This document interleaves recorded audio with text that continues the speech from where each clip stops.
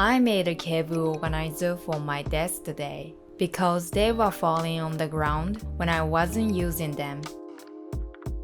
I want my design to work with all the different types and sizes of cables I have. The two desks have a gap in the middle, so I want the design to cover the gap.